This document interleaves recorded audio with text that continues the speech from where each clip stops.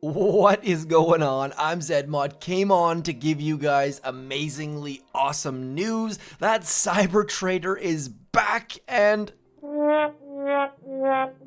she absolutely sucks. So I had planned to do a video on these trader crates. These have been absolutely nerfed. I'll talk about that in a second. But these trades right here, they also nerfed the crap out of these. So this trade on the right hand side used to be 8 trader tickets for 3, which was a decent trade of powder. They have cut that in like 2/3 or whatever the heck that ratio is. This trade in the middle here was 4 tokens for 60 time savers. They've cut that in half as well.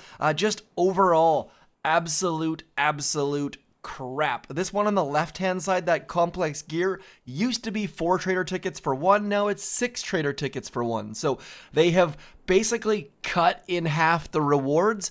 And so then if you take into account by jumping on into these trader crates, I don't recommend opening trader crates right now if you don't have to, because this was not in the change notes. This could be a bug.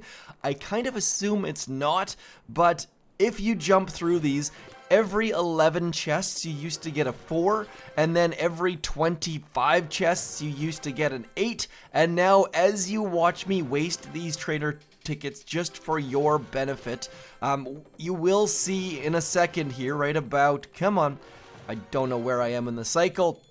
There we go, look at that. We got two measly tokens. I don't know if they thought, hey, people are complaining about too many hero tokens, but womp, womp, womp, womp. You heard it right. Trader tickets have been absolutely nerfed.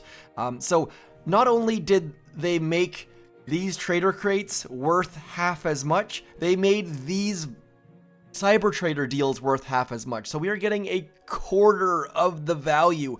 Not bueno. And now, again, we don't know what the heck, if that was on purpose. We don't know if that was a typo for some strange reason, but do throw code ZMOT in that shop, because I promise you, I am gonna hound the crap out of there. So even if you like someone else's videos more, or someone else makes you funny or laugh or whatever the heck it is, know that throwing code ZMOT in that shop means that I will hound the crap out of the community manager and the devs. Now, I'll do it in a respectful way, obviously, but I promise to be the thorn in their side. By the way, I love this queue system. This is fantastic. I have thrown 2 masterpieces in there overnight, getting tons and tons of value out of it. The boom pass, a couple people have been asking of late, what the heck, how do people... By the way, I'm decently far along here. You can see that I've got all the missions done. We get new missions in 3 days. Do consider subscribing. I'm giving low, mid, high level tips on how to complete those missions easily. But as far as the rewards go, I've seen at least 1 base with that island skin. So I'm going to show you the biggest hack you've ever seen to how to get that island skin. It's not hard if you think about it for a second. It's literally just throwing diamonds at it. So a little bit surprised. Oh, there we go.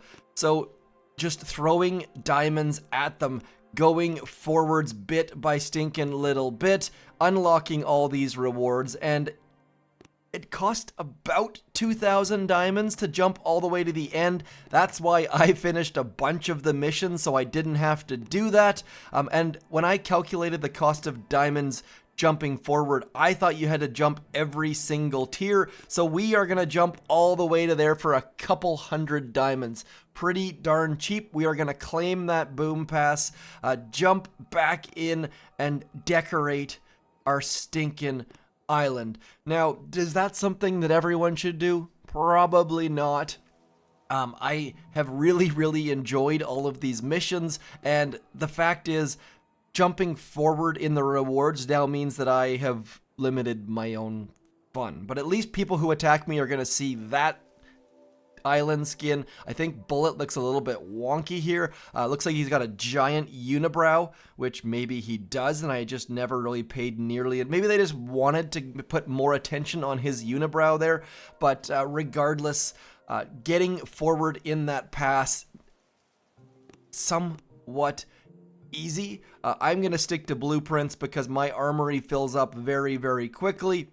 And one other benefit of jumping forward in the pass, not that I'm not advocating for it, is that my sculptor is now going to be a little bit faster, which is going to be super helpful. And why I'm claiming all of these right now is just to get it off of my notifications. I can't play the game with notifications down there. They drive me crazy. Also, quick note, if you look here, I am now at 6 out of 2 on those blueprints. So you can go over from the boom pass.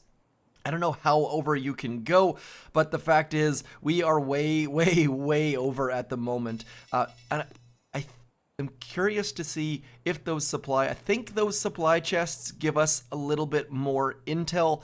I assume. Let's see here. Do we get intel from getting that? We get 3 intel. So if you are above 1100 intel, that is an easy way to help your task force out by diamonding forward. Obviously, it doesn't do a heck of a lot longer term, but did want to show that. So I drastically overcalculated the number of diamonds. I thought there was going to be a diamond for every single tier, like going one of these little yellow markers at a time. The fact that it was like 4 or 5 at a time. Let's see how quick our sculptor is now. Can we see just how fast that is? No. Let's speed that thing up a little bit. Waste some more diamonds. Yay. We're one of the worst statues you can possibly get. And now our sculptor, let's just have a look, is 20% faster. That is pretty darn good. Isn't it 8 hours for a masterpiece regardless? I feel like that I'm reading something wrong here. Maybe if we go into here, isn't it 8 hours to start with for a masterpiece anyways? Maybe it's 10 hours. I'm totally and utterly confused. I feel like I'm missing something here. Regardless, my add to queue button is gone. We're all filled up. I don't know what else. I guess we can do a quick warships check-in. So this is my lower of my 2 accounts. No sniper towers, no mortars. Definitely getting those sniper towers and mortars is recommended for the majorities of the people, because that's going to get you to rank up much, much quicker. I just am not fast enough on this account. You have to be like 314 plus if you don't have snipers and mortars, and that is gosh darn difficult. But on the plus side, we are getting close to getting 5 engine rooms. Lots and lots and lots of players are getting to 5. 5 is better than 4, so if you're unsure of what to do next, if you can't make a decision, just default to going to 5 engine rooms. Silverchair Rocks asked in the comments what my plans were as far as what my next steps are, and on both accounts, it's all about going to that 5 engine room level.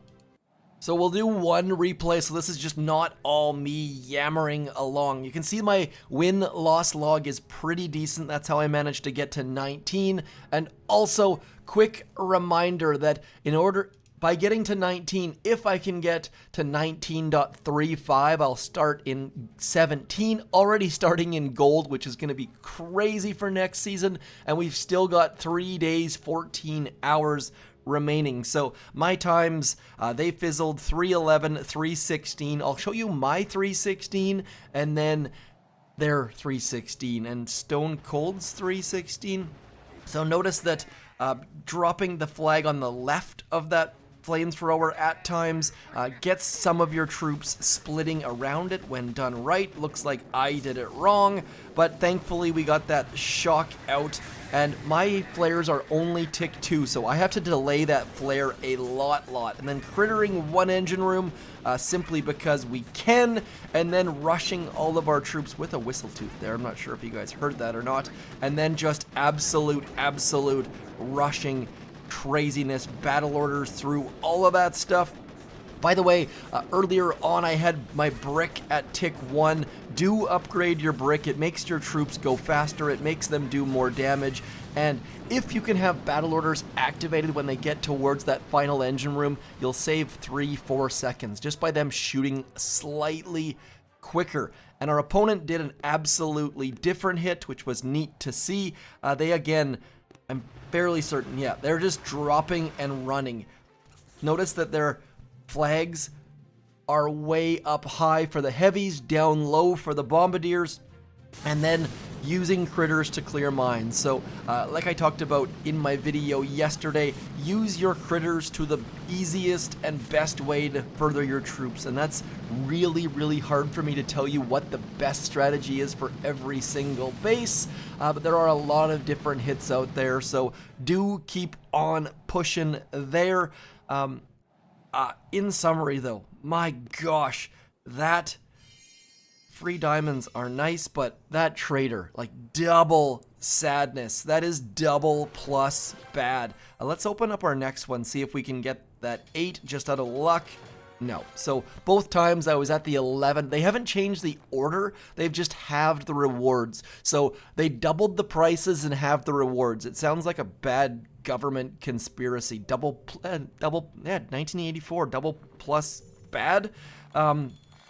You get, try and book references, music references just come to my brain at all times. And you can see here, I have only got that boom pass on one account. A bunch of you have commented and said you have it on 3 accounts, which is insane. Regardless, this is the video of the day. No 2 today. 2 videos a day have been absolutely tiring me out, and double plus bad on my work performance, and all of my 99% of my income comes from my real job. So I love that you guys are my side piece, but definitely need to focus on the job today. So that is it for me. As always, thank you for coming in. Keep using those critter launchers. Do know though that on that mission right there, win with full health, it takes critters into consideration. So barrage those critters before the headquarters pops, or you're going to struggle with that mission.